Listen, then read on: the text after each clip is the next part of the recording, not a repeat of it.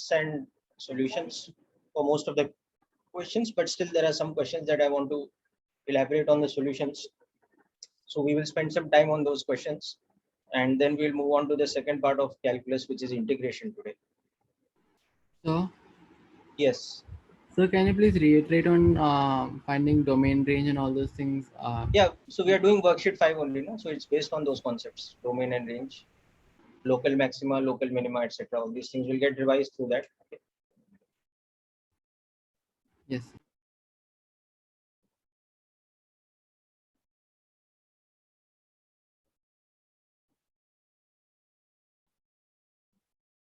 So till where will we have like the portion for calculus for this major test? Till the basics of integration. So basically, whatever we cover in today's lecture, more or less till that point will come in the next week's. I mean, next to next week's test. So we'll have ample time to prepare. Don't worry. Okay. Okay, sir.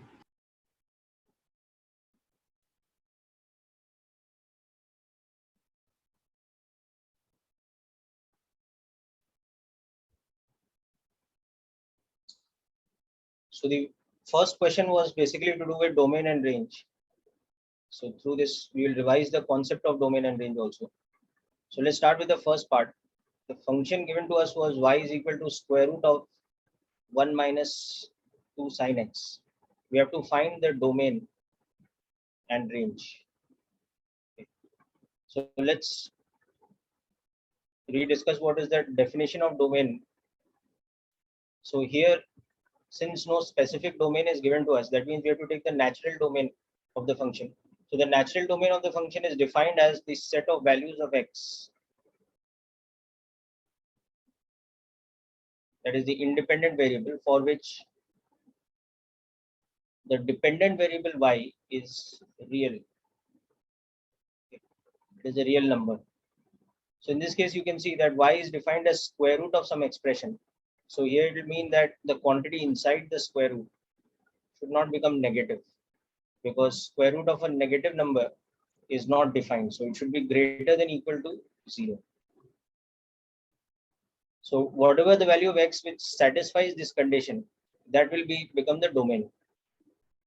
Okay, so hope the definition of domain is again becoming clear through this example. So it will become the set of values of x which will satisfy this condition. Should satisfy this condition. In this particular question, it should satisfy this condition. So basically, you can see that sine x should be less than equal to half. Okay.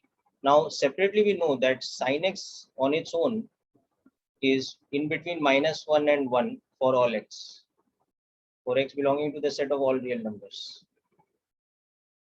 So that means we have to take some part of this where this doesn't happen. It should be less than equal to half. So in other words, we have to select the values of x for which sine x will be in between -1 and half. Because we already know that for all values of x, sine x cannot be less than -1 or greater than 1. But additionally, here we want the condition that it should not exceed half. So to understand this, what we can visualize is the graph of sine x in the fundamental cycle of 0 to 2 pi, and then we can generalize it for all values of x in repetitions of 2 pi. So if we visualize the graph of sine x versus x, you know that basically sine x increases from 0 to 1 as x goes to pi by 2, then again decreases to 0 as x goes to pi, then goes to -1 as x goes to 3 pi by 2, and then comes back to, so this is one cycle.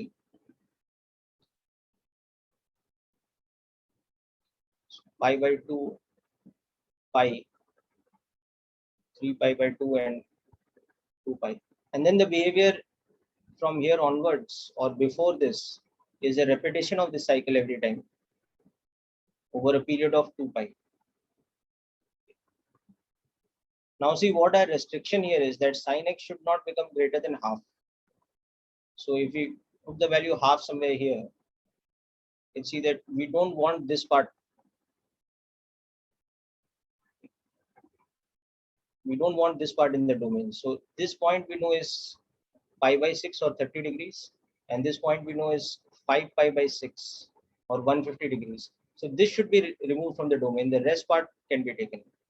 So it's this part plus this entire part. So between 0 and 2 pi, we just want to remove this small section between 30 degrees and 150 degrees. Okay. We know that sine pi by 6 is equal to half, and sine 5 pi by 6 is again equal to half. So sine x is greater than equal to half for x belonging to this interval,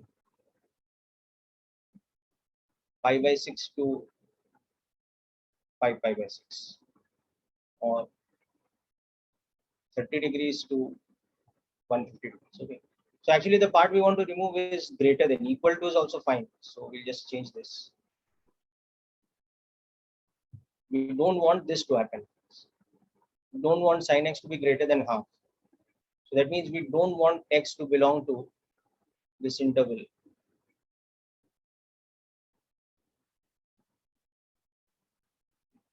That means we have to avoid this interval. Okay. So that means for this condition, x should be belonging to the set 0 to 30 or 0 to pi by 6.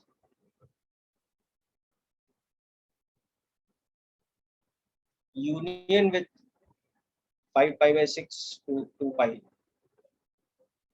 in the cycle 0 to 2 pi. So the general solution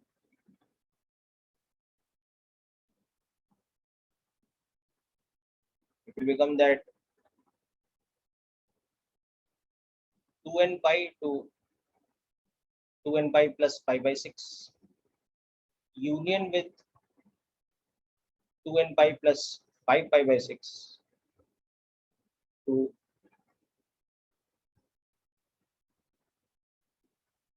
this. Okay. So this will become the general solution. So all values of x that are within this kind of condition where n is equal to 0 plus minus 1, n is integers. So, can you please explain the last step? Little bit louder, please, beta. Can't hear you. So, can you please explain the last step? The generalization of the solution. Yes, yes, sir. See what happens, the sin x graph, it repeats itself after this. So if we take any interval between 0 and 2 pi, which is let's say between a and b. So now we can repeat it for the other cycles as 2 pi plus a to 2 pi plus b. Then for the next cycle, it will become 4 pi plus a, or the cycle before this, it will become 2 minus 2 pi plus a minus 2 pi plus b. Right? So it repeats in cycles of 2 pi. So the general solution becomes like this. Understood? No? Yes, sir. Can you show it on the graph? So what graph, beta? The generalization. It's the sine graph only, no? Here itself, no? You can see that whatever happens at pi by 6, it repeats itself over here at 2 pi plus pi by 6. Whatever happens at 5 pi by 6, it repeats over here at 2 pi plus 5 pi by 6. Or it repeats before at pi by 6 minus 2 pi. We have seen in trigonometry, no? The general sine graph is repetitive every 2 pi. Sir, actually, we haven't done graphs of trigonometric functions. Okay, but you know in trigonometry how to generalize a solution. No? You know that theta is equivalent to 2 pi plus theta is equivalent to 4 pi plus theta, Yes, sir. Yes, sir. because this one cycle, right? 2 pi is one cycle, it's 360 degrees, right? Yes, sir. Understanding? So that's how you generalize a solution. No? So 0 to pi by 6 is this small portion in the first cycle between 0 and 30. So this gets repeated over here in the next cycle, no? From 2 pi to 2 pi plus. Then it again gets repeated in the next cycle, 4 pi to 4 pi plus. So that's how it gets repeated over here. So as n goes from 0 to plus 1 to plus 2, this keeps getting repeated cycle after cycle. Is it clear now? Sir, yeah, I got it. Yeah. So this is as far as the domain is concerned. Now we have to also talk about the range.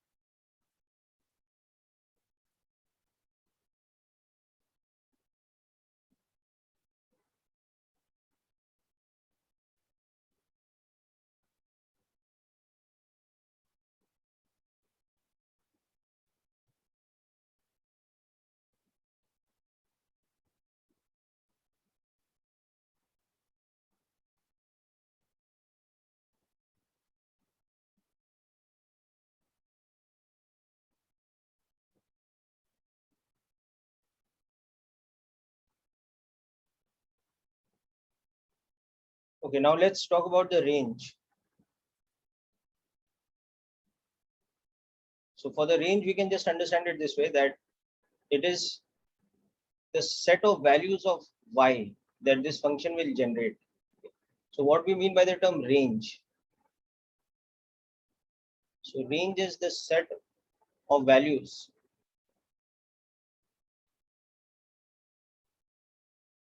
of y for the given domain. Now here the domain is the natural domain, which we've already seen.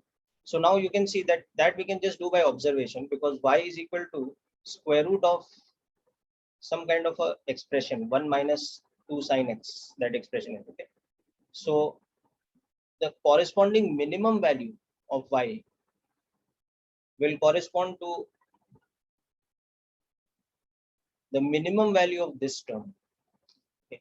And the minimum value of this term, you can see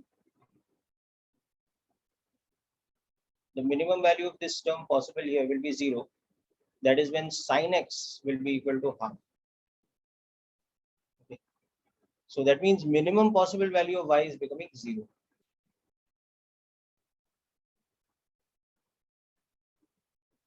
Okay. Now similarly, the maximum possible value of y will be corresponding to 1 minus 2 sine x, this term's maximum value. So this term's maximum value,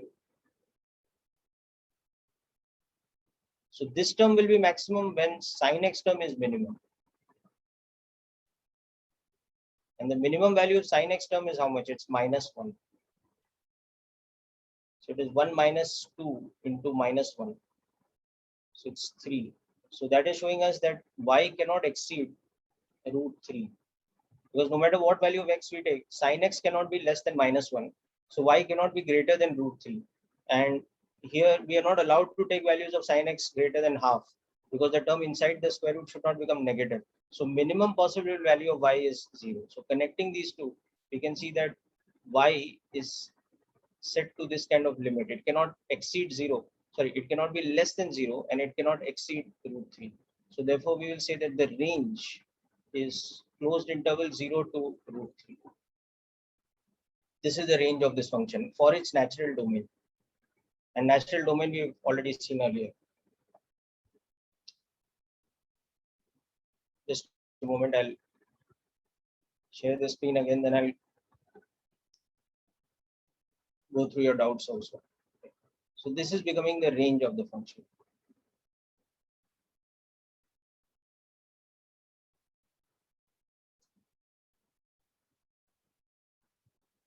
Sin x's domain, okay, is minus infinity to infinity beta. That's fine. But here you can see that sin x is used in an expression which is inside the square root. No? So unfortunately, we cannot take values of x such that sin x is becoming greater than half. For example, if you take sin x equal to 1, you can see y is becoming square root of minus 1, which is not a real number. It's a complex number. So complex numbers are not allowed in our analysis of functions. They have to be real numbers. So we have to take the specific domain where 1 minus 2 sin x is a non-negative quantity. Okay. So it's greater than equal to 0. So that analysis is what shows us here that we can only take the corresponding values of x, right? So Bhavika, hope this point was clear. If we take the domain like to be minus infinity to infinity, the range will be minus 1 to 1. So Bhavika, a little bit louder, please, but I couldn't hear you. so can you hear me now? Can you come closer to the microphone and speak? So now can you hear me? Yeah, a little louder, beta.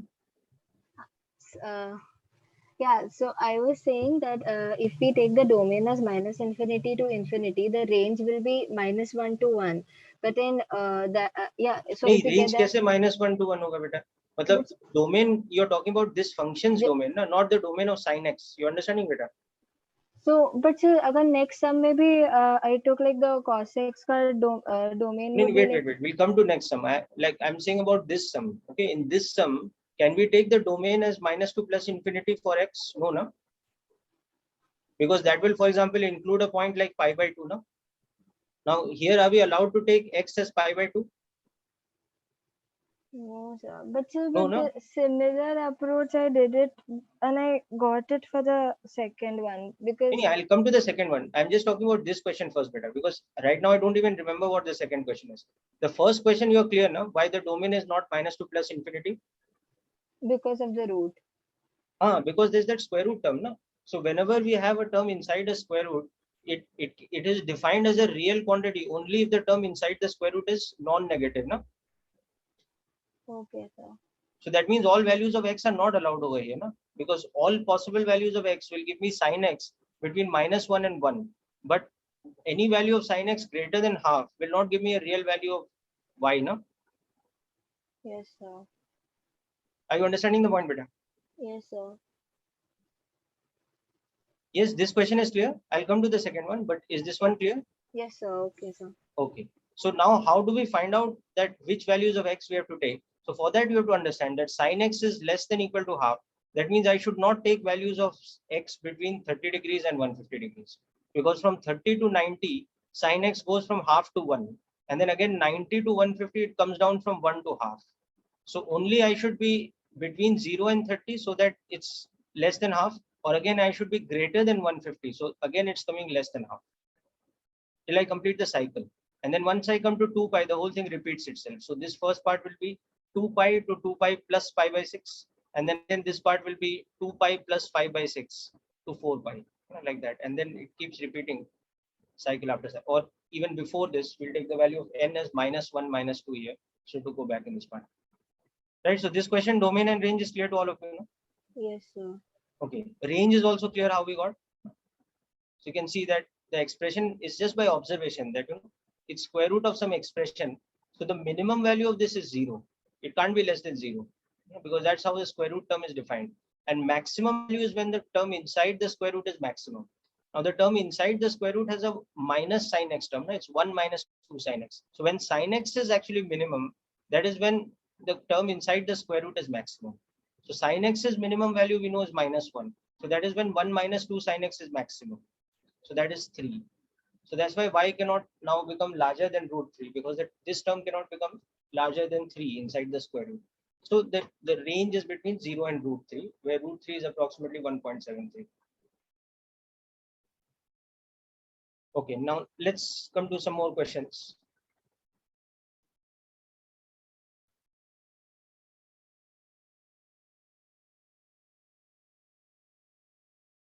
Can you please scroll up for one? Yes, what was that, Beta? Can you speak louder, please? So can you please scroll up for just Roll up. Okay. a couple of seconds?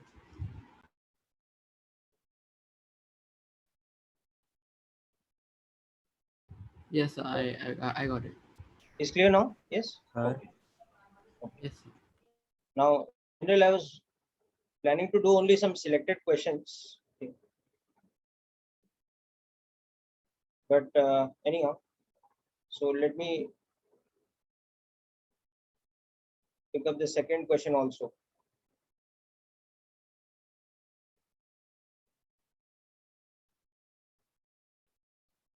Yeah, so second question mein dekho, there I is just wanted to confirm the method that I chose. so what is the method you said? The second question, So, the function is cosec square, right? yeah, so I just took the cosec x and the domain for it will be all the real numbers minus n pi Yes, very good, that's correct. because at pi sin x will be 0. Yes, that's So, correct method. so the range will become minus infinity to -1 union 1 to नहीं beta dekho, range cannot become minus infinity because see it's cosec square, na? So can y have a negative value? no, sir, I'm continuing. So if the range just for cosec is that, so for cosec x, x, the whole square, it will be all positive values only. So No, but also can cosec x be, for example, can it be half? नहीं, no? See, this is 1 by sin square x, no? So sin square x is basically in general what? It is greater than 0 and less than equal to 1. But here, I should not take sin x equal to 0. Okay, so now what is happening? My sin square x is going to be greater than 0 and less than equal to 1. So y's maximum value will be basically what? 1 upon sine square x, where x is tending to 0. So when x is tending to 0, this will tend to infinity. Okay. But what about y's minimum value? It will be 1 upon sine square x is maximum value. So it's 1. No? So it will be 1. So you'll see that here y cannot be something like half or 0.3 or something like that. The minimum possible value of y is 1. And the maximum one is going up to infinity as x is tending to 0. Or pi or 2 pi or any of these. Understood now? Yes, sir. अगर ये 1 by x square होता है, so then it would be no problem because x can be, as large as you want. X can be 10,000. So this can be 1 upon 10,000 to the power 2. So it can be, 10 raised power minus 6. But here that can't happen, no? Because sin x cannot. Yeah. Substitution kind of नहीं चलता, like खाली cos x का लिया and then फिर उसका square में तो positive values ही आएगा, तो 1 to infinity range. Positive is fine, but you also have to see that it's sine square x in the denominator, no? So sine square also has an upper limit, right? It doesn't go beyond 1. Okay, sir. Okay. So that is what was the slightly tricky thing about the second question. Okay. Now again, third question I wanted to discuss in detail. Because third question we'll have to use a slightly different approach. Because there is no problem with the domain, as you can see. Because So it is just defined as sin x plus cos x. So sin x is real for all real values of x. Cos x is real for all values of x. So here the domain will be all real numbers. Okay. But at the same time, what you can see as far as the range is concerned. So as far as the range is concerned, you have to understand that sin x and cos x are both periodic functions. They repeat themselves. They're periodic with a cycle of 2 pi. Okay. And individually, both of them have restricted values between -1 and 1. So therefore, here y will also be periodic with a cycle of 2 pi. Okay. And will have restricted maximum and minimum. It will not go to infinity or something, right? So to calculate the range, so what we'll understand is that the graph of y will also be periodic like this. Now, we don't know exactly how it will be, but it will be periodic in nature. So that means y's global maxima will be equal to its local maximum in the cycle 0 to 2 pi only, because it repeats itself in a cycle of 0 to pi, and its global minima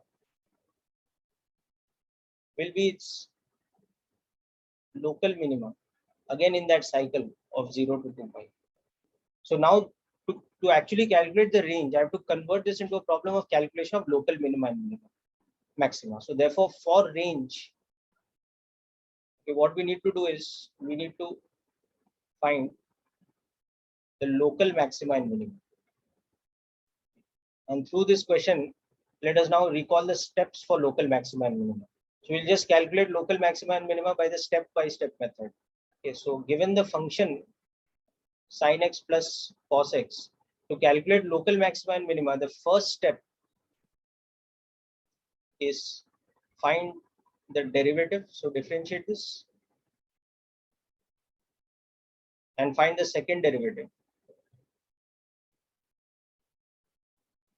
So differentiate this term now. So that is minus sin x minus cos x, or minus of sin x plus cos x. Okay. So this is our step 1. We found the derivative and the second derivative. Okay. Now second step, we need to find the critical points. So critical points, how we find out? By finding the roots of this equation, that dy by dx should be 0. So From above, you can see the derivative is cos x minus sin x. So this is equal to 0 means that cos x should be equal to sin x. So you know that in the fundamental cycle, this happens at two places, pi by 4 and 3 pi by 4. Oh, sorry, 5 pi by 4. First quadrant and third quadrant. Okay. Because sine and cos have to have the same sign. So in first quadrant, both are positive, which is 45 degrees. And in third quadrant, both are negative. This is 225 degrees. Okay. So in our fundamental cycle of 0 to 2 pi, it happens in two places. So general solution again will be many more places. Okay. So general solution of this will be that x is 2n pi plus pi by 4 and 2n pi plus 5 pi by 4, where again n is 0 plus minus 1 plus minus 2, etc. So this as far as the general solution is concerned. Okay. So again, we will restrict ourselves to the first cycle, and from that we can generalize the solutions later. So in the first cycle, we have two turning points, this and this. Okay. So these are our turning points in the fundamental cycle of 0 to 2 pi. So let's come to our third step, which is the second derivative test. So we know that which point is giving us maxima, which point is giving us minimum. So we can see that this is our second derivative, minus of sin x plus cos x. So at x equal to pi by 4, what is the value of second derivative? So in the formula of second derivative, I need to substitute x as pi by 4. So you can see we get a negative value. So it's negative. So that means the function has local maximum at x equal to pi by 4. Okay, so we'll come back to what the maxima is, but we know that it has a local maximum. Now similarly, now I need to do second derivative test at the second critical point, which is 5 pi by 4. So at x equal to 5 pi by 4, you can see the value of the second derivative. That is minus of sine 5 pi by 4 plus cos 5 by 4. So that is minus of minus 1 by root 2, minus 1 by root 2. So that's a positive quantity. So if second derivative is positive, that means there is a local minima at x equal to 5 pi by 4. So it's telling me that this critical point is having a local maxima. This critical point is having a local minima. So next step, we will find out the local maxima and minima, and from that we will know the range of the function. Okay. But just go through these steps and review them properly once.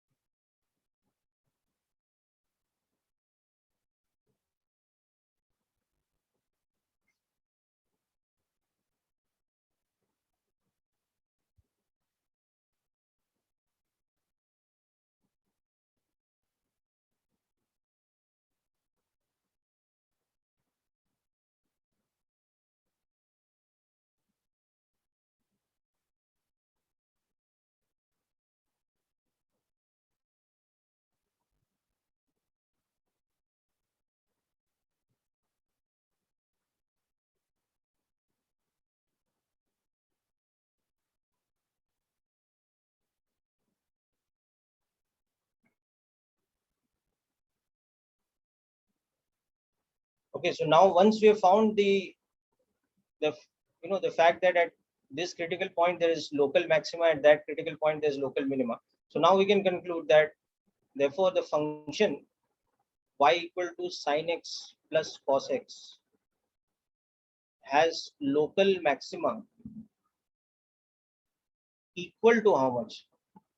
The value of the function at pi by 4 at x equal to pi by 4. Because at this critical point, so what is the value of the local maxima? It is equal to f of pi by 4. So it is sine pi by 4 plus cos pi by 4. So its value is root 2, because this becomes 1 by root 2 plus 1 by root. So this is the value of the local maxima. So local maxima equals to this, and it occurs at x equal to pi by 4. Whereas it has a local minima equal to f of 5 pi by 4 at the point x equal to 5 pi by 4. So that is sine of 5 pi by 4 plus cos of 5 pi by 4. So that will give us minus root 2 when we calculate. So this minus root 2 is the local minimum. And between 0 and 2 pi, there is no other maxima and minima. So we can understand that the graph of the function will have this kind of a behavior.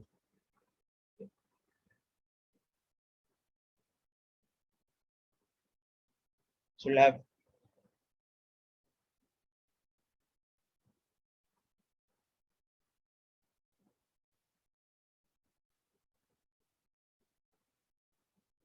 it will reach its local maximum of root 2 at pi by 4.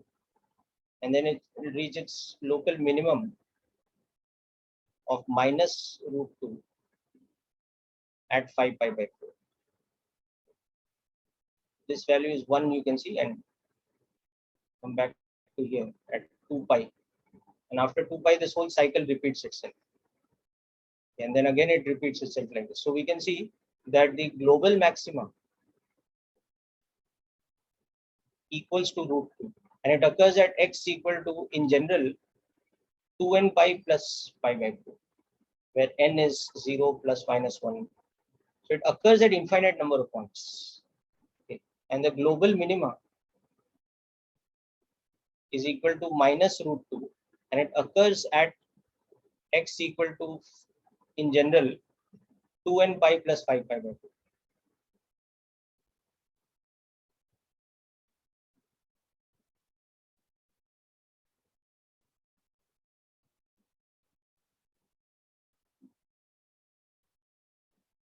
So in general, we can say that the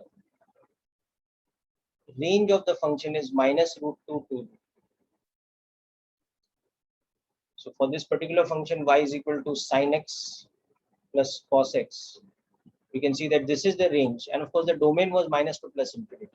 So even before, even for negative values, this graph has this kind of a cyclical shape. It keeps repeating itself.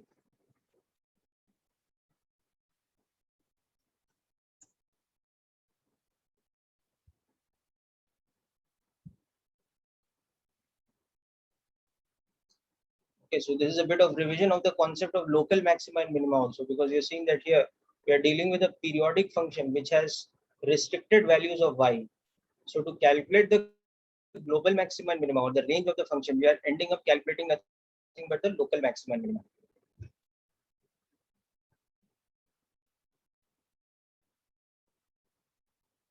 So can you scroll up? Yeah.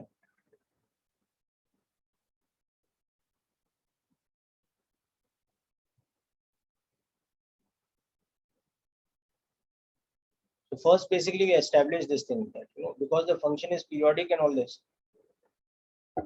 we need to find the local maxima and minima. So first step for that is to find the critical point, and then figure out which of the critical point has maxima and which of the critical points has local minimum. So second derivative test method.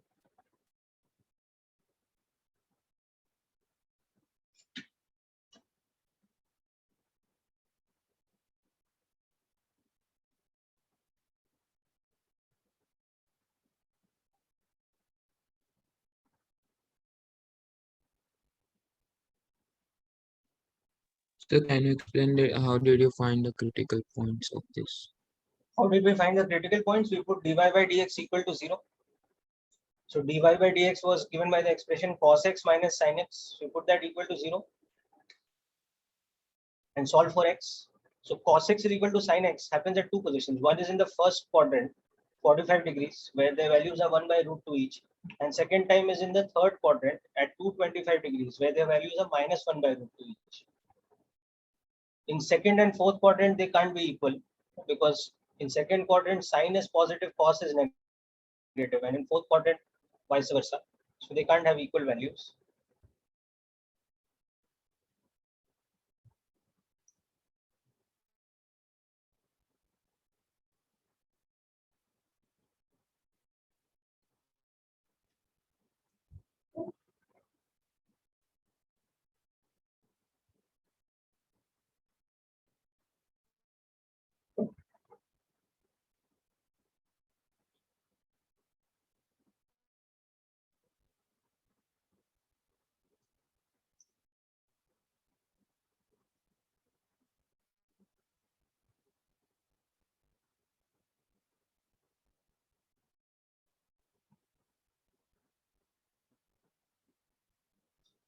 Okay, so done with this part now.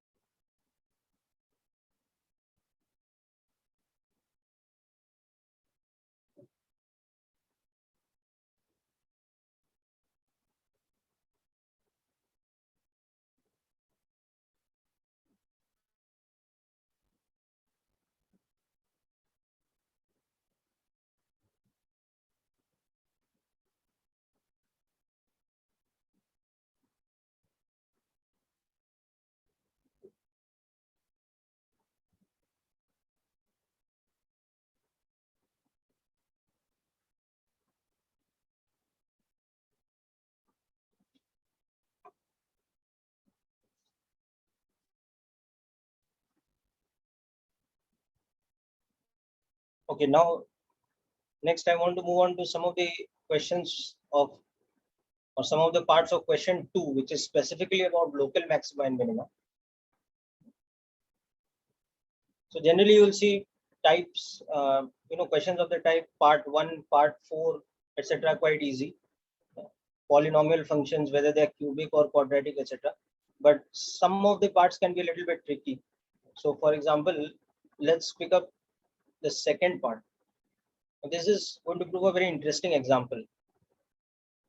Y is equal to x square plus 1 by x square. Okay. So now in this, we just want to find the local maxima and minima.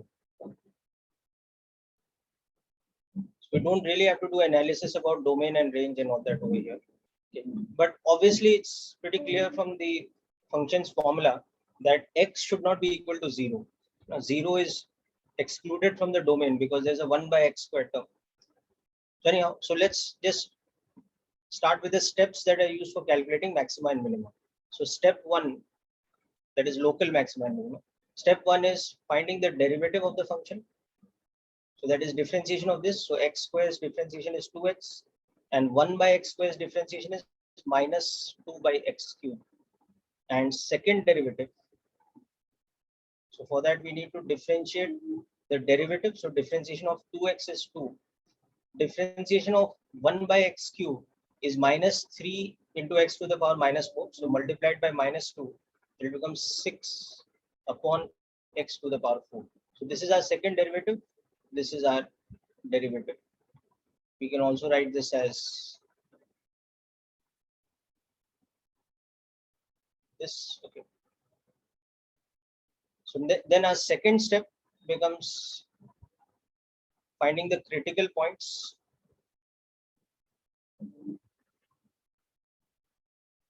So critical points, as we know, are points where dy by dx should become 0.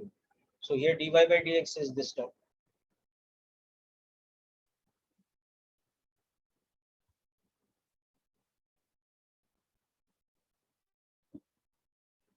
So whether we can expand this as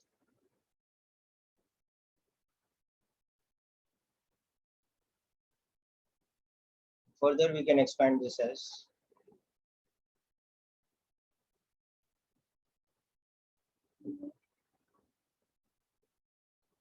so now when we analyze this expression, we can see that 2 by x cube is not becoming 0 for any finite value of x. Okay. It's only for extending to infinity. So that's not a critical point. X minus 1 and x plus 1 can become 0. So x can be 1 for this term. So then this bracket x minus 1 will become 0. X can be minus 1. Then this second bracket will be 0. And the third bracket again can never become 0 because it's x squared plus 1. So there are only two critical points. Okay. So these are once again our two critical points. Now this is where this function becomes very interesting, because generally when there are two critical points, what we expect is that one should be maxima and the other should be minima. But here we'll see something interesting. That is not in fact the case. Okay. And that might lead to a bit of confusion, but we'll clear why that's happening also. So when we do second derivative test here, what we will learn very interestingly is that both these critical points are local minimas or are points of local minima. So that means the function does not have any peak point. It only has dip points. Okay. So anyhow, let's do it. So at x equal to 1, you can see the value of the second derivative is now, take this value. So it's 2 plus 6 upon 1 square. So it's a positive value. So that means function has local minima at x equal to 1. Okay. And now repeat this second derivative test at the second critical point, and you'll see you get the same result. And that is what should be surprising, okay, because generally we don't expect that. But this is a bit of an unusual function, and I'll explain to you in a bit of time why this is happening here. But nonetheless, we get this unusual result that the function is having only two critical points, and both of them are local minimas. So both of them are dip points. So as I said, this might be puzzling initially. Okay, now let's come back to what the values are. So local minima at x equal to 1 equals to f of 1. So that is 1 square plus 1 by 1 square, because y was x square plus 1 by x square. So the function itself was this. Okay. So the value of the local minima equals to 2 at x equal to 1. And then again local minima at x equal to minus 1 equals to the value of the function at minus 1, which interestingly again is the same thing. So it's doubly curious that how this is happening, that at both the points 1 and minus 1, I'm getting the same value of the local minima, and there is no local maximum. So how exactly that's possible? So the answer to that is not very straightforward, but there is an answer to that. I'll explain that. But first, as far as this question is concerned, what we are supposed to do, this is all we are supposed to do. We're supposed to find the local maxima and minima. So the final answer is that local maxima does not exist. This function does not have a local maxima point, does not have a peak point, and local minima equals to 2, but it occurs at two values, at x equal to 1 and at x equal to minus 1. So there are two critical points where apparently the function has a dip and the value of the local minima is 2.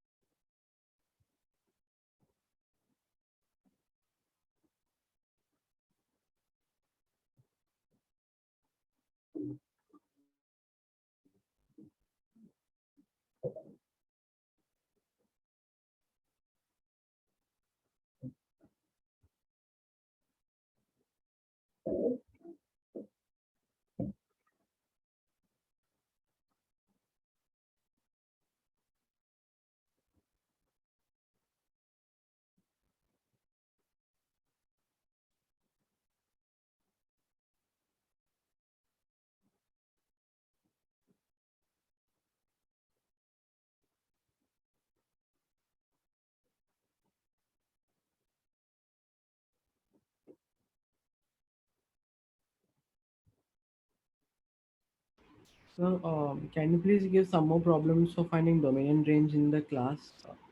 And a bit louder, please. I could not hear you. So can you please give some more problems for finding domain and range in the class itself? So, I think. Yeah, but for practice only, I've given this worksheet. It has enough number of questions. See, I can give more questions, but the thing is, we have to progress also, now. Yes, sir. So as a worksheet also, it's fine. Yeah, you can keep doing questions. There are questions in your module also. Keep giving you more questions to do.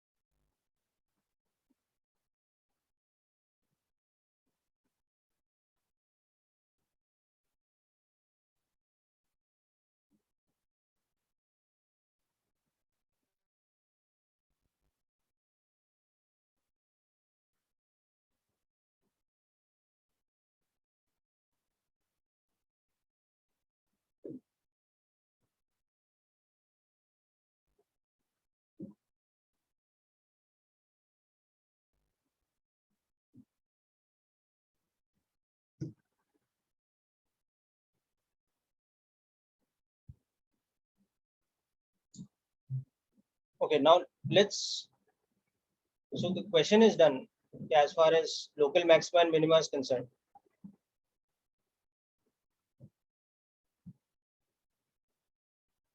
But let's try to understand why this happens. Okay, that there are two minimas and there's no maxima as far as local maxima and minima is concerned. So if you observe the function y is equal to x square plus 1 by x square, you can see that the domain of the function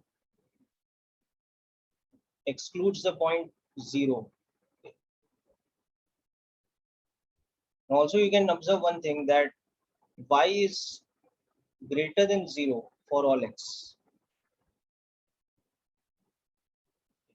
I mean, for all values of the domain. Now, one more thing you can see is that y tends to infinity as x tends to 0. At 0, y is not defined, but when x is tending to 0, you have a 1 by x square term, so y tends to infinity. Okay. And you can see that y also tends to infinity as x tends to either plus infinity or minus infinity, because there's an x squared term. So if you visualize on the number line, this has a very interesting kind of behavior, that x equal to 0 point has to be excluded because the function is not defined at that. But other than this point, at plus 1 and minus 1, it has local minima equal to 2.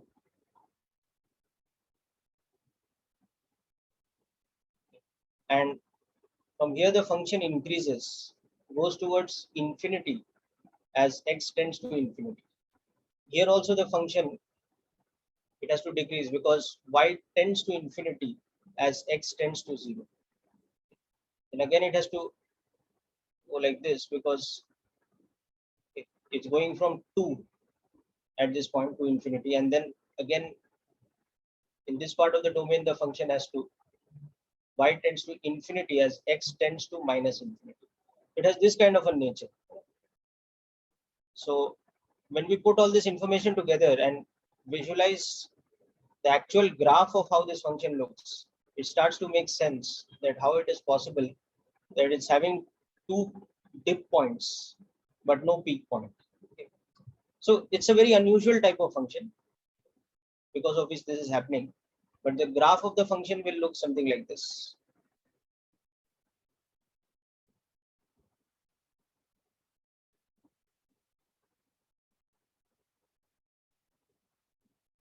So it's symmetric on either side.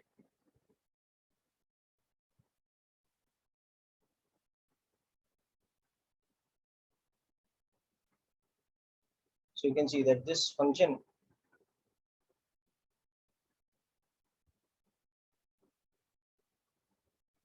as discussed above, its domain is a set of all real numbers excluding the number 0, and its range, now you can see it has a range such that it never comes down below 2.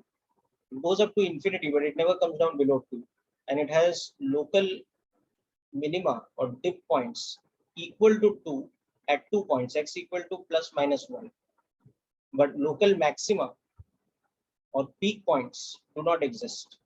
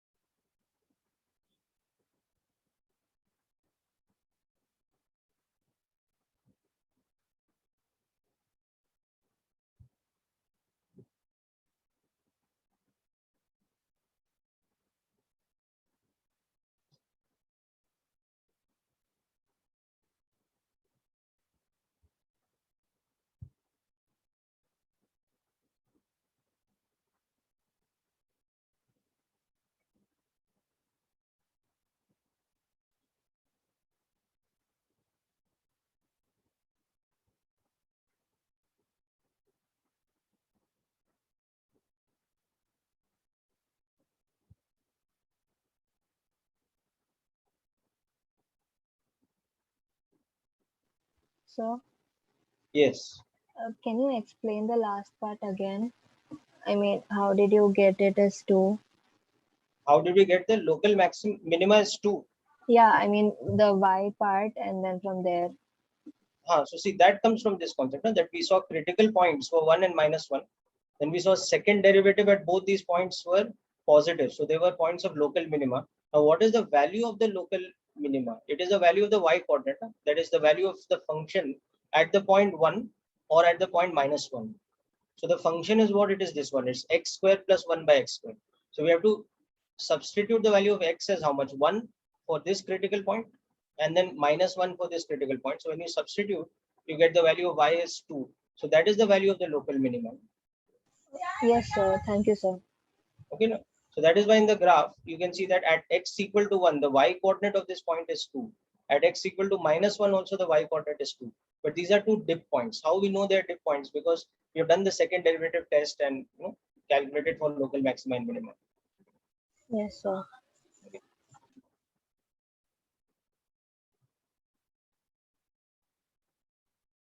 Okay, now we'll also do the third example because it's a little bit tricky in terms of the trigonometric application in it. okay, for finding critical points and all that.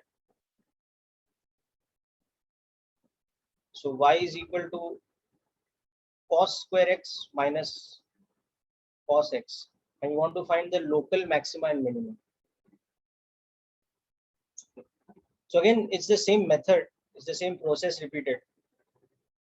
But what we need to do here is we need to understand how we'll solve, for critical points and all trigonometrically. So that's where this question becomes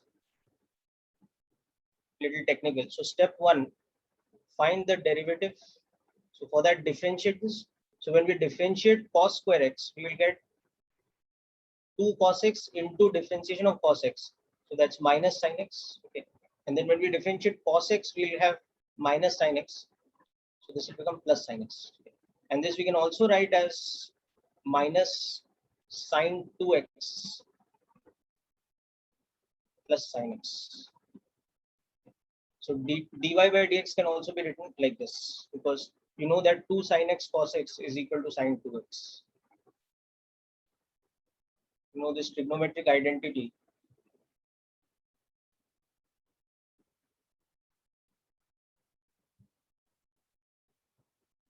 Okay.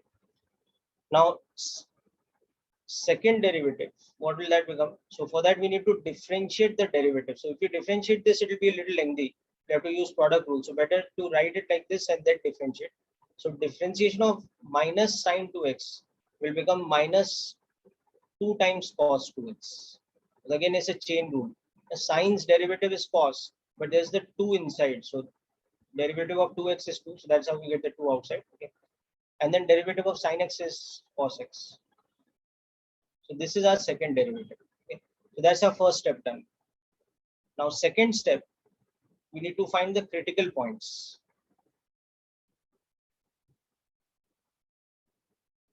So at the critical points, dy by dx should be 0. So this term minus 2 cos x sin x plus sin x should be 0. So if I take sin x common, I can write this as sin x into 1 minus 2 cos x should be 0. Okay. So now this equation has to be solved. So as you can see, this will give us one condition is that sin x may be 0. Another condition is that 1 minus 2 cos x may be 0. Or that means that cos x might be half.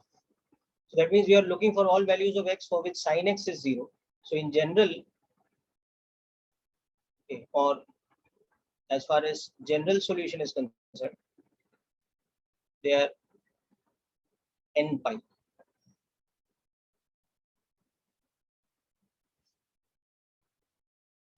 Like this, okay. But in 0 to 2 pi, the first cycle, if we see it as this, okay. And why the first cycle is important is because you can see that here the function that we have, it again consists of two periodic functions. This is periodic with a cycle of pi. It repeats itself every pi. This is periodic with a cycle of 2 pi. So this will also be periodic with a cycle of 2 pi. So whatever is happening between 0 and 2 pi will repeat itself again. Okay. So Bhavika, this differentiation is clear now for the second derivative, why that 2 came? Yes, sir. Okay. Okay. Now cos x is equal to half. So where does that happen? That happens in the first quadrant and the fourth quadrant. So x is pi by 3 or 60 degrees in the first quadrant. Okay. And 360 minus this thing, or yeah, 5 pi by 3 or 300 degrees in the fourth quadrant. Okay. So this is in this solution, 0 to 2 pi. The general solution will be x belongs to 2n pi plus pi by 3 and 2n pi plus 5 pi by 3.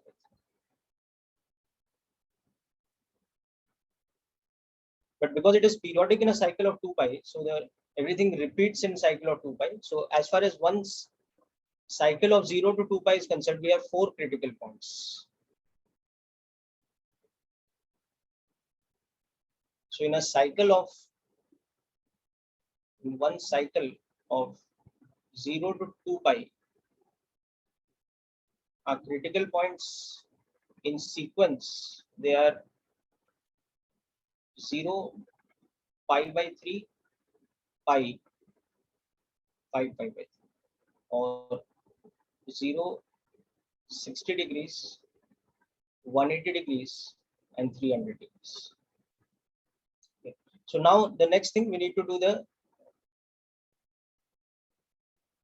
second derivative test on each of these. So for that, let's go back to our second derivative. It was what? Minus 2 cos 2x plus cos x. So our second derivative, I'll just write that down here. Minus 2 times cos 2x plus cos x. This was our second derivative. So now let's find out the second derivative at each of the points. Okay. So at x equal to 0, the value of second derivative is how much? Minus 2 cos 0 plus cos 0. So that is minus 2 plus 1. So that's a negative value. So that means we are getting a local maximum at x equal to 0. Then next thing, at x equal to pi by 3 or 60 degrees, the value of the second derivative is minus 2 cos 2x. So that is 2 pi by 3 plus cos x. So cos pi by 3. So this will become minus 2 into minus half plus half. So you can see it's a positive value. So this time we'll have a local minima at x equal to pi by 3. Now like this, I want you to find out the analysis of second derivative for the third and fourth point also, that is pi and 5 pi by 3. But you will see in sequence, there will be again maxima and minima. So the 4 critical points in sequence will be local maxima, then again minima, then again maxima, then again minima. Okay. So I'll just give you a minute to go through these steps up to this point, and also repeat the second derivative test for our other 2 critical points, which are 180 degrees and 300 degrees, or pi and 5 pi by 4.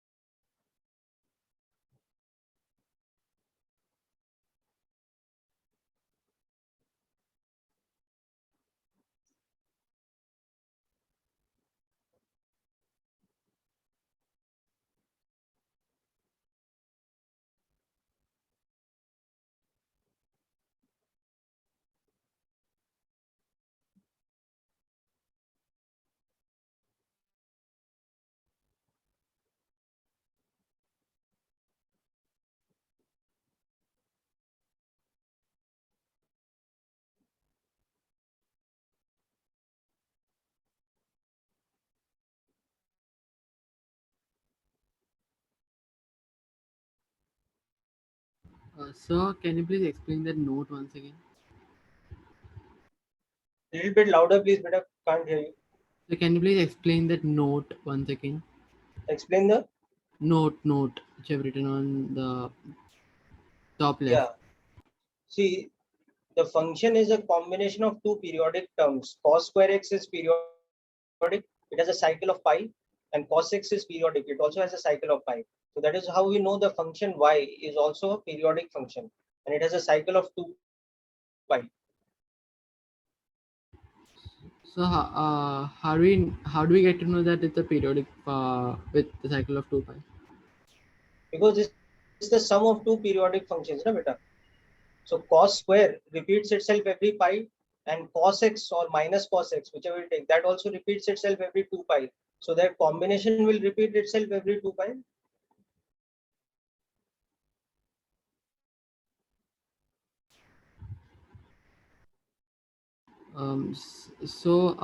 If uh, hypothetically if the other function repeated itself as at pi, so the periodic so function y would have been periodic with pi.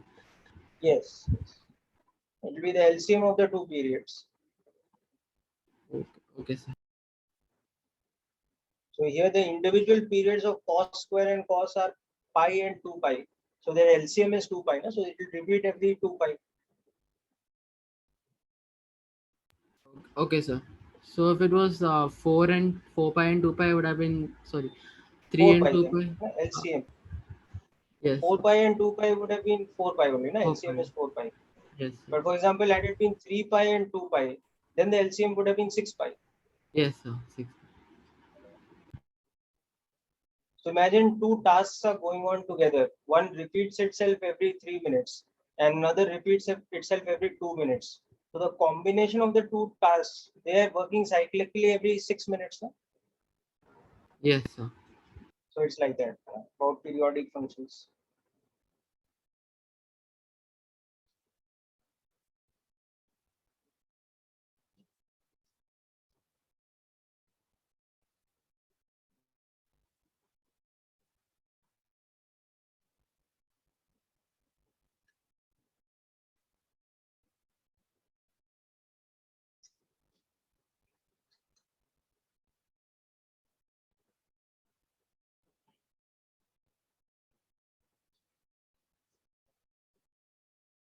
Okay, so let's analyze the other two critical points now.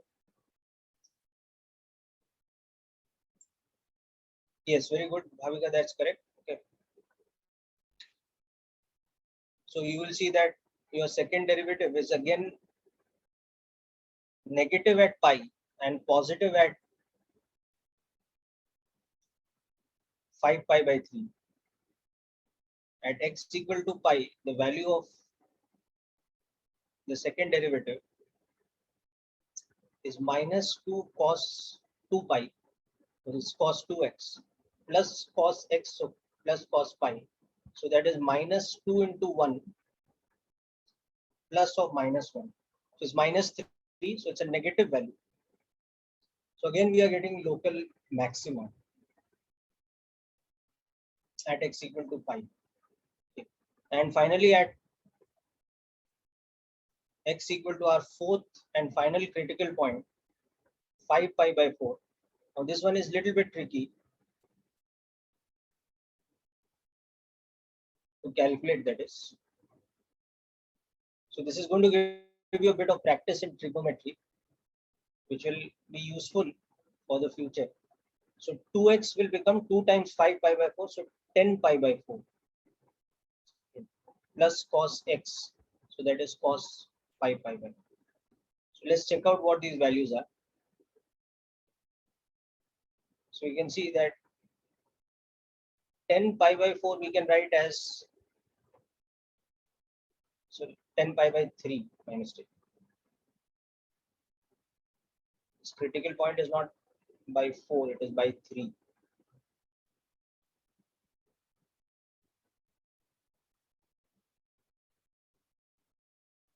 It's 300 degrees. So 10 pi by 3, and this is 5 pi by 3. Okay. Yeah, so coming back here,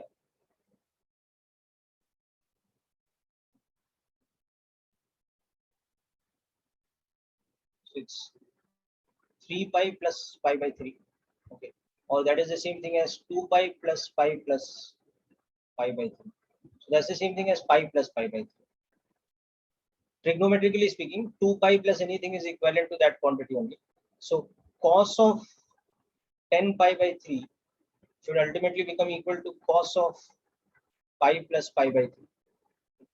Should become equal to minus cos pi by 3. Minus cos 60 or minus. Okay. Whereas cos of 5 pi by 3, we already know it is cos of pi by 3, which is half. Okay. So this value will become minus 2 into minus half plus half. So it's a positive value. So again, we are getting a local minimum. So as you can see, this one is as expected. Alternately, we're getting local maxima, then minima, then again maxima, then again minima. So now all we have to do is calculate the values. Okay.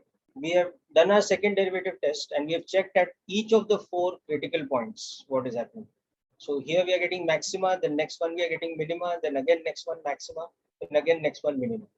But now the question is, what is the local maxima and what is the local minima? So it is nothing but the value of the function or the y coordinate of the point at which x is 0 or x is pi by 3 or each of these critical points. Right? So final step, we need to calculate the value of the function at each of these critical points to find out the local maximas and local minimas.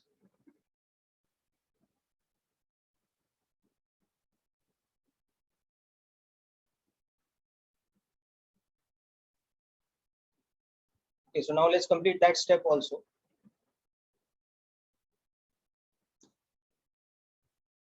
So the information we got that x equal to 0, we had local maxima.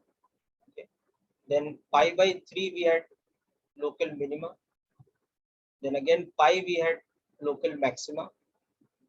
Then again 5 pi by 3, we had local minima. And what was the function? The function was cos square x minus cos x. So therefore, what is this local maxima's value? So therefore, local maxima at x equal to 0 equals to the value of the function at 0, which is cos square 0 minus cos 0, which is 1 minus 1. It's equal to 0. So this local maxima is equal to 0 at the point x equal to 0. Then local minima at x equal to pi by 3. So that is f of pi by 3. So that's cos square 60 minus cos 60. So it's 1 by 2 whole squared minus 1 by 2. So it's minus 1 by 4. So now this is the value of my local minima at the point. So the function between 0 and pi by 3 is dropping from maxima to minima. Okay. Then again it's rising to the next maxima. So let's see what the next maxima is. So local maxima at x equal to pi. So this is the value of the function at pi. So in this function, substitute x as pi. So it's cos square pi minus cos pi. So that's minus 1 squared minus of minus 1. So interestingly, that's 2. So you see this local maxima has a bigger value than the earlier one.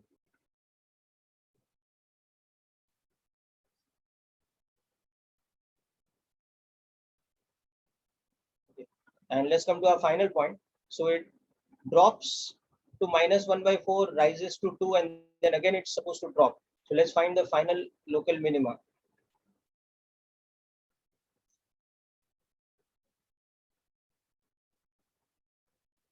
At x equal to 5 pi by 3 is the value of the function at 5 pi by 3. So that's cos square 5 pi by 3 minus cos 5 pi by 3. So that's again 1 by 2 whole square minus 1 by 2. That's minus 1 by 2.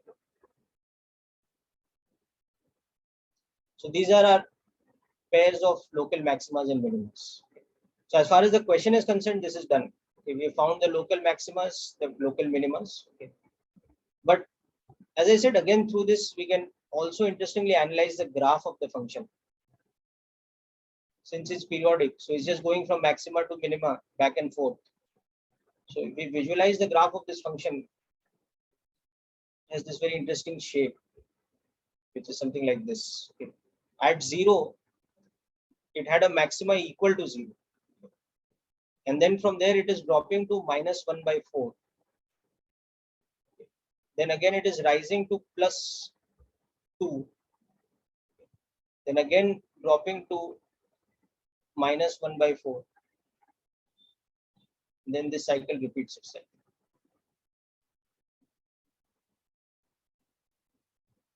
So this is how one cycle of this graph looks.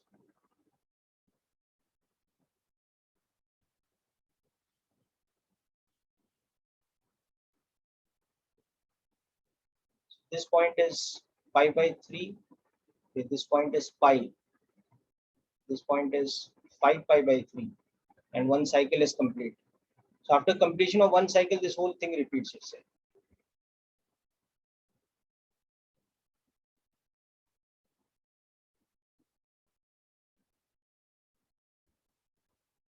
Before this also, this whole thing would be repeating itself.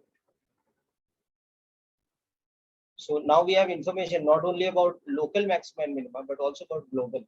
So for this function, we can see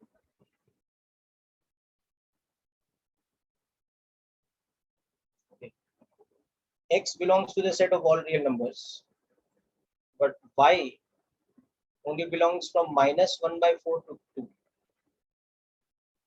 It has infinite number of points of local maxima, infinite number of points of local minimum.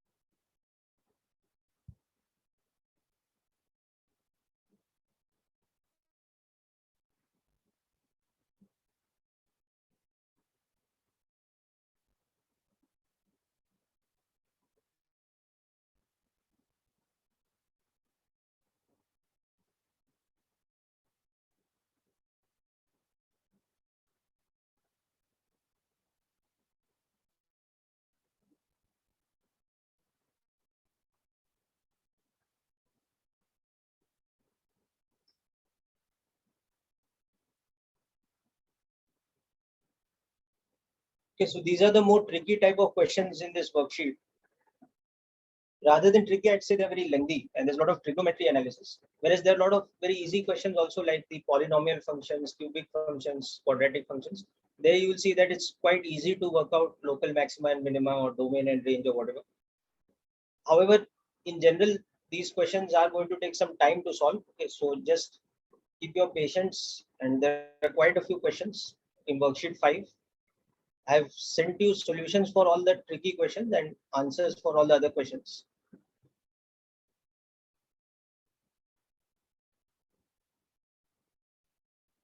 Yes. Okay. So you can see that these are all the minimas. Okay. This is local minima.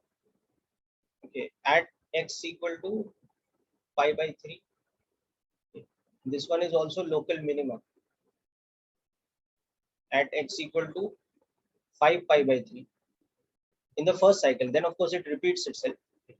Whereas this one is a local maxima at x equal to 0.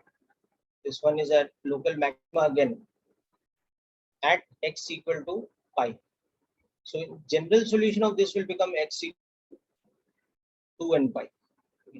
General solution of this will become x equal to 2n plus 1 pi. General solution of this will become x equal to 2n pi plus pi/3. It keeps repeating before and after both, as these n takes integer values.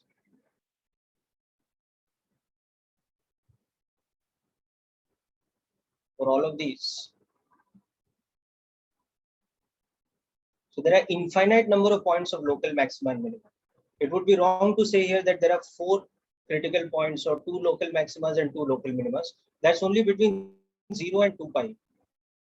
In general, there are infinite number of local maximas and minimas.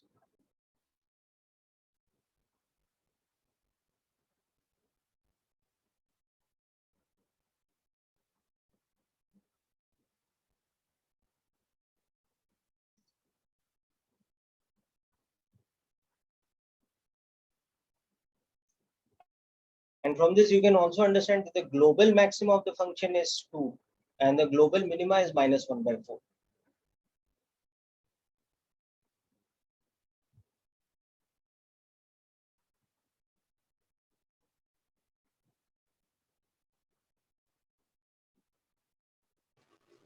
So, Yes. so whatever we did before this are the x coordinates of the local maxima and minima, and this blue part is the y coordinate for it. Yeah, Right? see, the analysis that we do now, the step-by-step method, that is to analyze which points are having local maxima and which points are having local minima. So what is that analysis? Step 1, you differentiate once, then second time to find the derivative of the function, that is f prime x, and second derivative f double prime x. Okay, so that is your first step. Then Yes, second step is to find the critical points. So basically critical points are what? They are the x coordinates at which slope is 0 now. So they are the x coordinates of the points where the function either has a peak or a dip. So if we have the shape of the graph like this, let's say, so it's finding you the x coordinate of all these points, because these are the points where the slope is 0. Okay, but now as you can see, this is a point of minima, this one is a point of maxima, then again minima, then maxima. So what is the value of the local maxima? It's the y coordinate. What is the value of the local minima? It's the y coordinate at that point. So we need to first of all check that which of the critical points are maxima and which of them are minima. So for that we have the second derivative test. If second derivative is negative at a point, then it's a local maximum. If second derivative is positive at a point, then it's a local minima. And once we have done that analysis, so we come to this step, that we know that of our critical points, in one cycle, there are these 4 critical points, 0, 60 degrees, 180 degrees, and 300 degrees. Now we know that this one is having maxima. Just a second. File has crashed. I'll have to restart it. Yeah. So now we know that these 4 critical points from the second derivative test, we have learned more about the critical points, that we know which ones of them are maximum, which one of them are minimum. 0 and pi are giving me local maximas, and pi by 3 and 5 pi by 3 are giving me local minimas. Now, what is the value of the local minima or maxima? So for that, we need to substitute these x coordinates in what thing? In the function. What is the function in this case? It's cos square x minus cos x. So put x's value as 0. So we are getting this local maximum. Put is x's value as pi by 3. We are getting this local minimum. And repeat those same steps for the other 2 points. Okay. So now all the steps are clear now. yes, sir. Understood. Thank you, sir. Yeah. So like when you keep doing these steps again and again for a number of questions, I've given you enough number of questions in the worksheet. Some of those questions are very simple. So you'll see these steps are not going to take time to solve, like the cubic function, quadratic function, polynomial function type. Some of them are lengthy, like these ones which I solved for you in class. But nonetheless, if you practice them all, you'll see that you will get comfortable with these steps. Okay. So now the reason why some of these questions are coming up here in basic calculus, the ones which have the detailed trigonometrical analysis, like I know we are doing the basics of calculus. So why we are doing such lengthy questions? Because in future chapters in physics, like oscillations and waves, etc., a lot of this kind of analysis is going to become important for us. Okay. So yeah, we will do more example questions and all that. Don't worry. Okay. But what I'm saying is, just if you get comfortable with all the questions of worksheet number 5, okay, yeah, you should not have difficulty with maximum minima at this level anymore. Okay. Just try to work out each and every question yourself. Okay. And if you have difficulty with any more of the questions, we'll discuss in future also. Okay. But I think with if you just go through the questions we've done in class today carefully once, and then try out the questions yourself. You can use the hints that I've sent you as a guideline to solve the questions. In some of those cases, I think you should be able to solve most of them without too much difficulty. Okay. So now I want to move on to the second part of calculus, integral calculus. So if we are not Yes. getting any problem, we can ask. We can. It will solve it for us in the next class, right? Sorry, beta, come again. Little Uh, bit louder, you please. will solve this problems in next class. Next class, we're not getting some of them, right? But I can't hear you, beta, louder.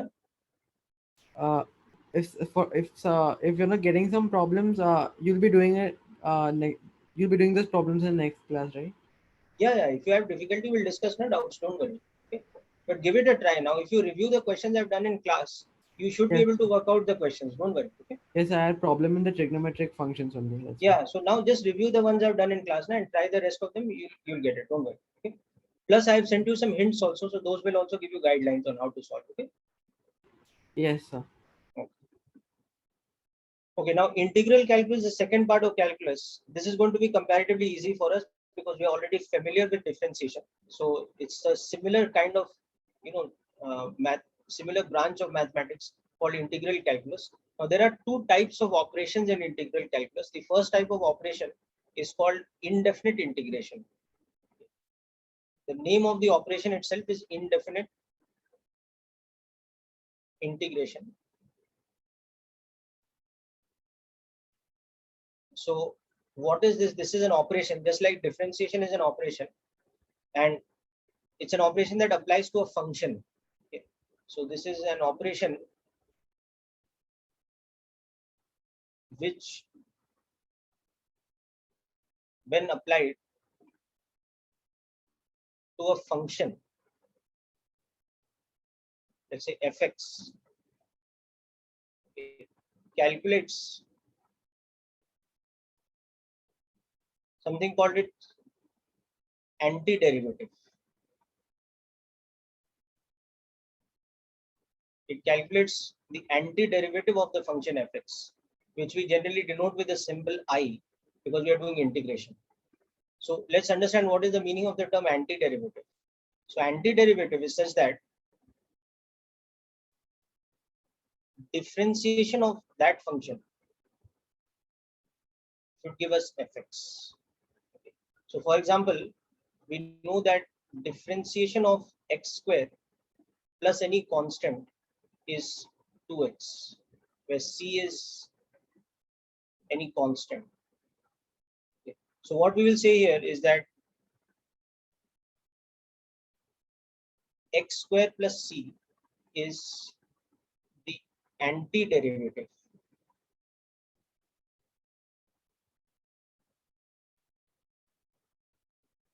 of 2x.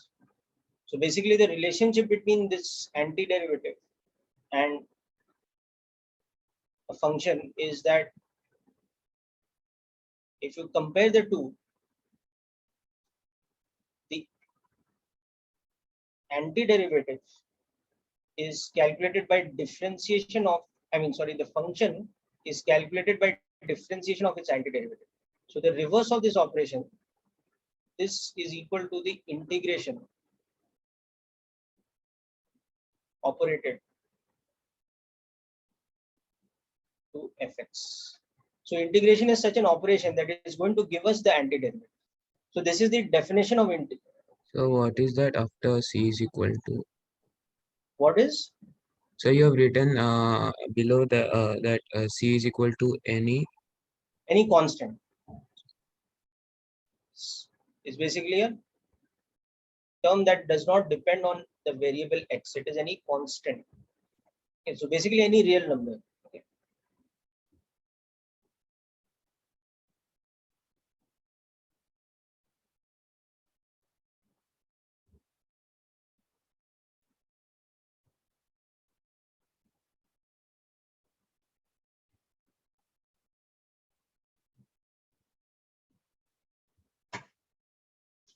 Okay, so this is the meaning of the term indefinite integration, or the meaning of the operation indefinite integration, that when we apply it to a function fx, it gives us something called its antiderivative, which we call ix.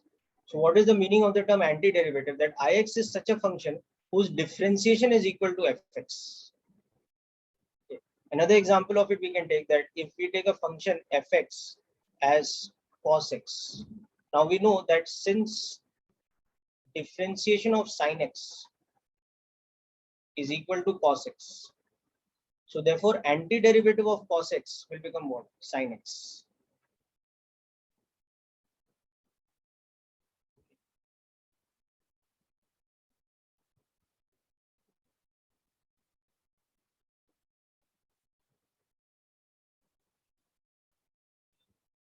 Sin x.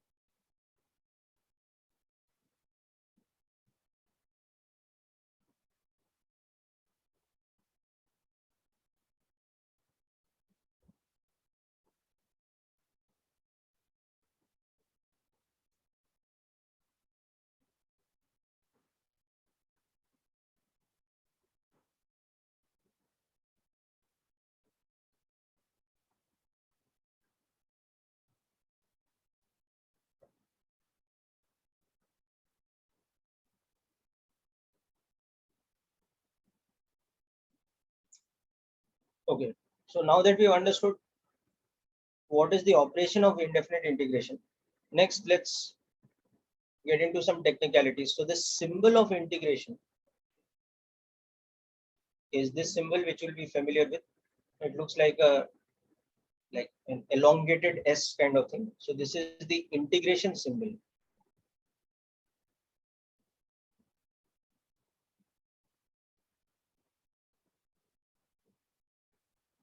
So how indefinite integration is represented is we write the symbol, beside it we write the function we are integrating, and beside that we also write a dx to represent that we are integrating with respect to x. So this is read as indefinite integration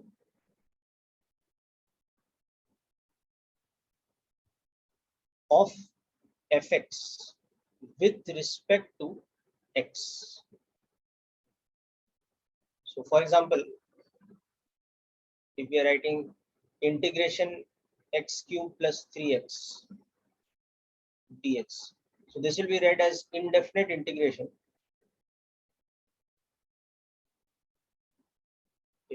of the function x cube plus 3x with respect to the variable x. So we are integrating this function with respect to this variable. Similarly, if we write integration of, let's say, e raised power t dt, so this is indefinite integration of e raised power t with respect to t. So this is the function we are integrating. and this is the variable with respect to which we are integrating.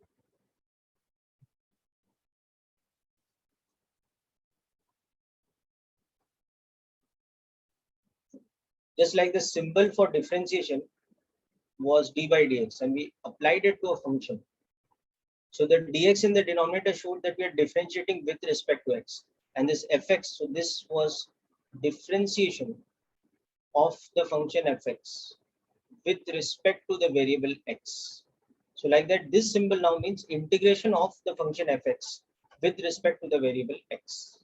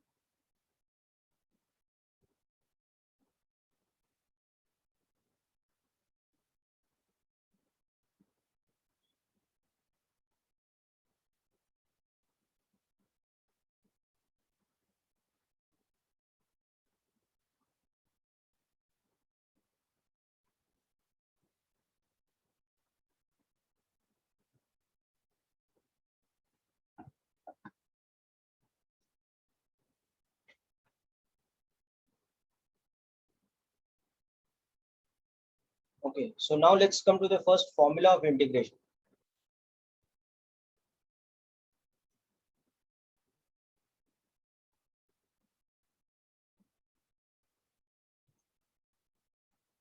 So to develop the formula, we'll first observe a pattern that we know that differentiation of x square is equal to 2x.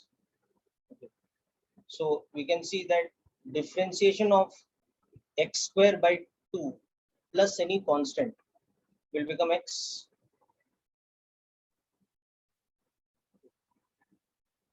If I just divide the above equation by 2 on both the sides, then I'll get x on this side. And I can add a constant because we know differentiation of a constant is 0. Differentiation of any constant is 0. So using this and this, we can come to this general. Similarly, differentiation of x cube is 3x square. So from that we can see that differentiation of x cube by 3 plus any constant would be equal to x square. So like this, we can now generalize this, and we can see that differentiation of x to the power n plus 1 upon n plus 1 plus any constant term will give us x to the power n, where n is any real number, okay, except n equal to -1. If I take -1, then the left hand side has an undefined term. So the first formula, now the reverse of this, if the differentiation of this is x to the power n, that means the integration of the right hand side is equal to the left hand side. So that gives us the first formula of integration, that integration of x to the power n is given by this plus c Now again, this formula is valid for all real values of n other than n equal to -1. So n should not be equal to -1 in this formula. And this is because, so x to the power n plus 1 upon n plus 1 plus c is the antiderivative of x to the power n, because you can see this. Because if you differentiate this, you'll get this, except for the special case where n is equal to -1.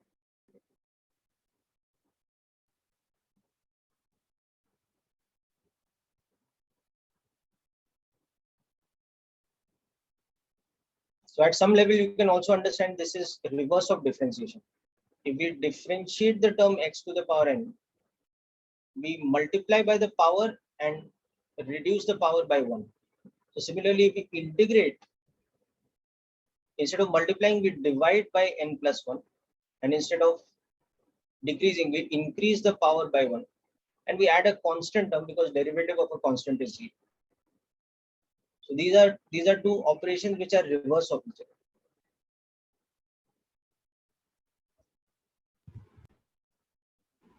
So how will it matter if we don't add a constant? But I couldn't hear you a little louder, please. So how will it matter if we don't add a constant? Because anyway, How will it matter what? if we don't add a constant? Because see, then it does not give us the proper answer. No? You will say that, okay, what is integration of x square, x cube by 3? But I'll say, what about x cube by 3 plus 100? That is also the antiderivative. So somebody else will say, what about x cube by 3 minus root 2? That is also the antiderivative. So the proper answer for the antiderivative. So what is the antiderivative? It's any function whose derivative is fx. So it must include a constant term. No? Okay, sir. Understood? No? So that, in fact, that is why the name is also indefinite integration, because it does not give us a definite value. It gives us a function which has an indefinite constant term. That constant term could be any value between minus and plus infinity, but it's a real number value. It's not a variable. So rather than a function, it actually gives us a family of functions.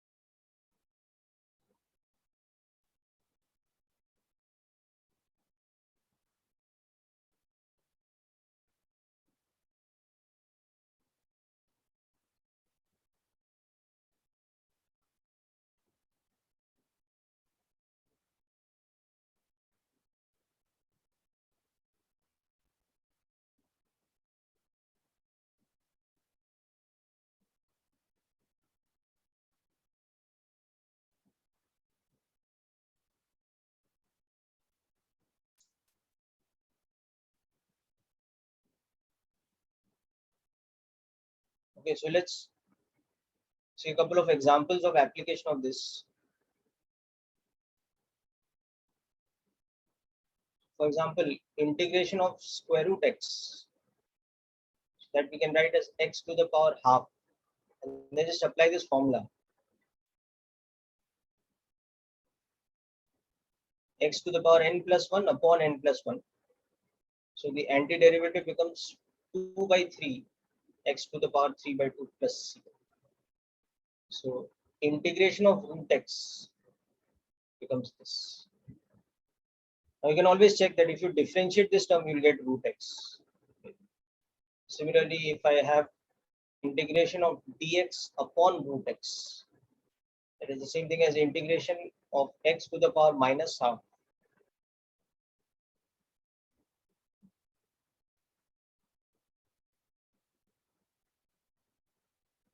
So that will become 2 root x plus.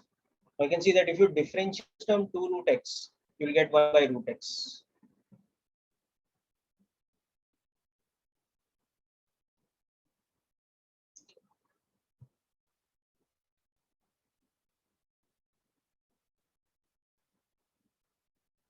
Just work out this third example.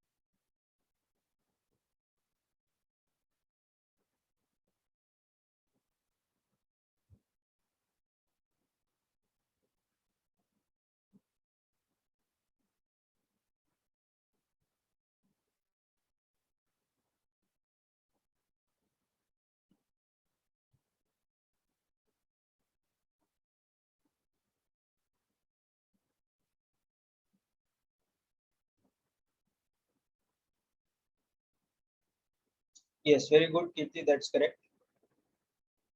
So you should be getting 2 by 7 x to the power 7 by 2 plus, okay, because this is x to the power 5 by 2. So by formula, this will become this, which will work out to this.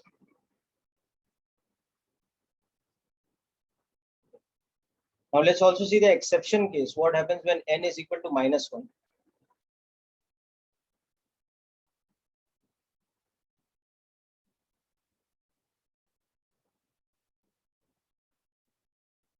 Integration of 1 by x dx is given by ln x. Okay, because we know that differentiation of ln x is equal to 1 by x. So therefore, antiderivative of x to the power -1 is ln x plus c. So this is the one exception you have to remember to the x to the power n formula.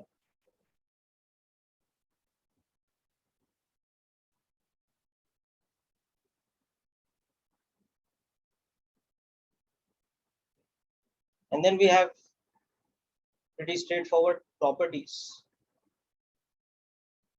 which are just very similar to properties of differentiation.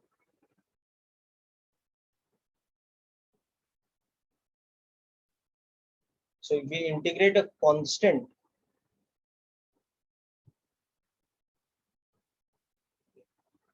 we'll get kx plus c.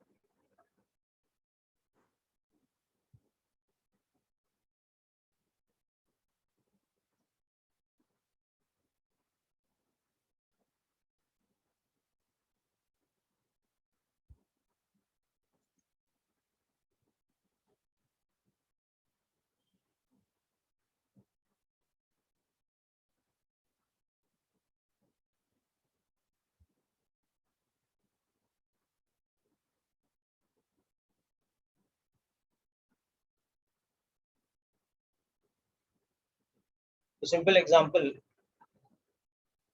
we're integrating 5 dx. It should be 5x plus c. And it's easy to understand why, because the derivative of 5x is 5. So antiderivative of 5 should be 5x plus c, of course. And the next property, equally simple.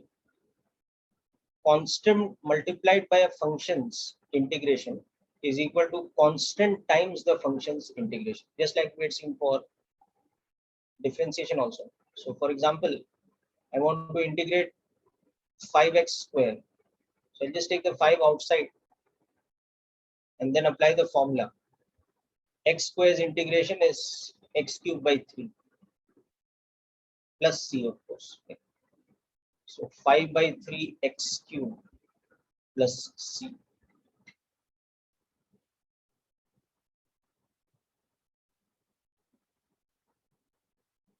And the final property, I'm sure it will be very simple for you to understand, the distributive type of property. If we integrate the sum or difference of two functions, it will be the sum or difference of their individual integrations.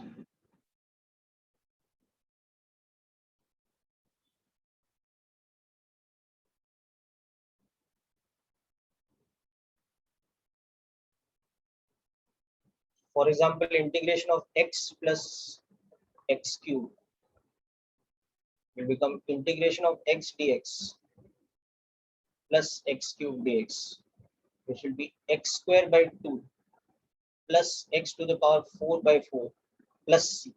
Now we don't need to write two separate constants. We are separating it into two integrals, and they have their individual constants. But because the two constants can take any real number values, their sum can also take any real number value. So we can combine them and write a single constant. So let's conclude this with one example. Want to integrate, let's say, x square plus 1 by x whole power 2.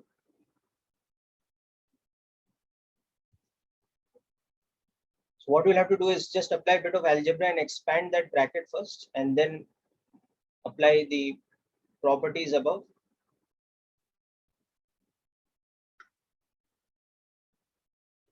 It should be fairly straightforward. Just try it out.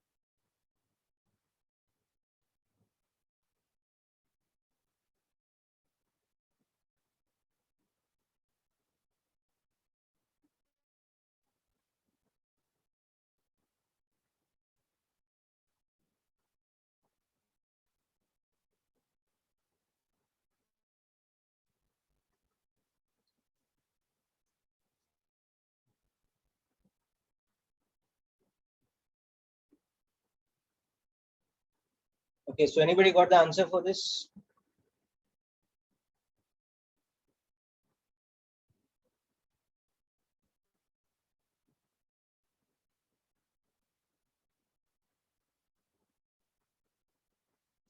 So as I said, we'll first have to expand this.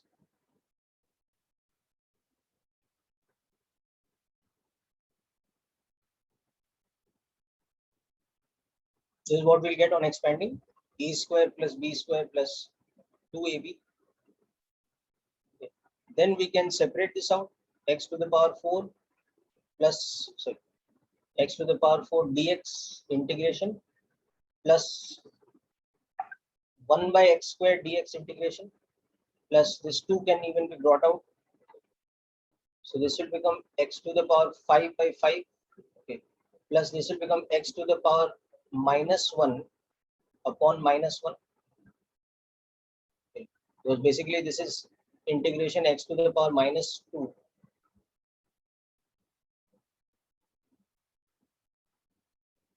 So we're using that. Okay. And this term will become x square plus c. So we'll see we'll get x to the power 5 by 5 plus x square minus 1 by x plus c. Now you can also check that if you differentiate this term, you will get this. See that this is the antiderivative, because if I differentiate this,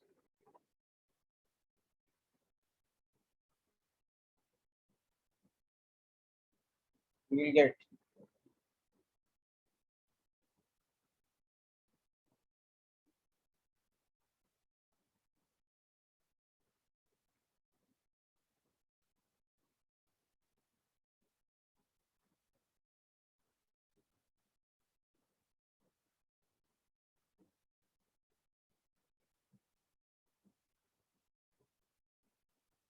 So once you do any integration like this, you can always check yourself that your answer is correct by cross-checking that it's the proper antiderivative, that when you differentiate it, you get the original function which you integrated.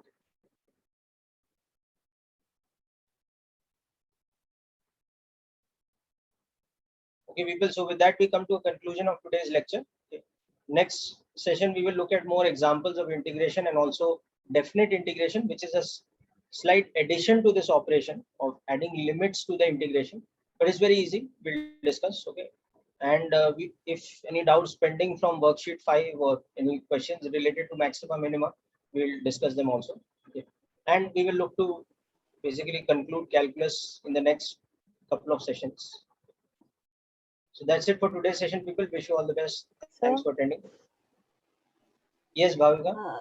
So what is the use of integration? I mean the geometrical meaning for So differentiation. when we come to definite integration, we will see with limits, when we calculate, it gives us area under the curve. So the physical application of it is like this, that any operation where we want the reverse of rate of change, we have to use integration. So just like velocity's rate of change is acceleration. So we can say that what is the relationship of acceleration with respect to velocity? That change in velocity is integration of acceleration. Okay, sir. Or if we say velocity is rate of change of displacement, then displacement is basically what it is, integration of velocity with respect to time. So that is like your application in kinematics, for example, in physics. Okay, sir. Okay. So for the major test, we'll be having indefinite integration and yeah, just the basics of indefinite integration, what we've done today, and the differentiation part, the full thing, including all the applications, maxima, minima. Okay, and we'll be having only indefinite integration, right? Yes, only the basics of indefinite integration. Indefinite integration also has some more methods and all for more types of functions, but the basics that we've learned today, that part's application. Okay. Okay, sir. Sir. Thank you, sir. Yes, kid. Sir, so the integration of the derivative will give us the function, right? Sorry, come again.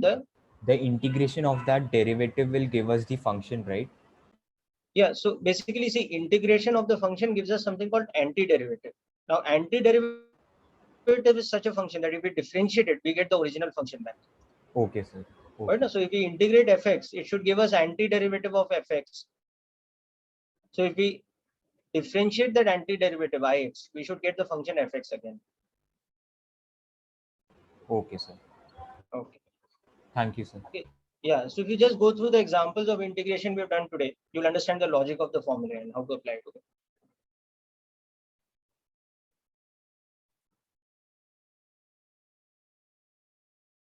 Thank you, sir. Okay, people, bye then. That's it for today. Sir. Yeah, Akmal. Sir, Heath here. Sir, in the upcoming 300 mark paper, sir, yes. will we have integration? Will you have a? Will we have integration in that? Yeah, only the syllabus? basic part of indefinite integration that you've learned today, now only that part, the simple formula application. Okay, sir. Thank you, sir. Yeah, so next week also I'll give you some extra practice in that. So don't worry about the integration part so much, it will be easy. The main thing is like application of differentiation, you really have to concentrate on, right? Yes, sir. Oh. Thank you, sir.